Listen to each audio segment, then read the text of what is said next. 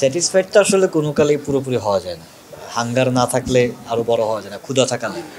আমরা খুব 100% স্যাটিসফাইড এটা বলবো না, বাট আমাদের ভালো লাগা হচ্ছে যে যারা এসছেন এখানে তাদের কাছ থেকে আমরা সাধুবাদ পাচ্ছি। এটাই আমরা চাইছিলাম, যে মানুষ আসলে দেখুক, দেখে মানুষ আমাদের কষ্টটা কি এভিডেন্ট কি না। হ্যাঁ, কষ্টটা এভিডেন্ট, মানুষ দেখতে পেয়েছে, আমরা যে চেষ্টা করছি, এটাই আলহামদুলিল্লাহ। এইটা আমি বেসিক্যালি আমার একজন বন্ধু বা ছোট ভাই ছোট বোন, ওদের জীবনে ঘটে যাওয়া একটা ঘটনা। এটা আমি ফেসবুক স্ট্যাটাস দেখে আমাকে স্ট্যাটাসটা অনেক আলোড়িত করছে। তো ওই ঘটনাটার ছাড়া বাকি সমস্ত কিছু আসলে আমার কাল্পনিক, যে এই কাপড়টা এরকম হবে, এভাবে কথা বলবে, এটা করবে, এগুলো আমার চিন্তা। তো এটা এক্সিকিউট করতে কষ্ট হয়েছে, কারণ এটা ইমোশনাল রোলার কোস্টার। এটা আমি যখন ভাবছি আমার নিজের ইমোশনালি ডিস্টার্ব লাগছে। ভিন্ন ধর্মী গল্প, এই ধরনের গল্প নিয়ে অনেক বছর আসলে কাজ হয় না আমাদের ইন্ডাস্ট্রিতে। আমরা একটু লাইট কাজ করছি ইদানিং বেশি।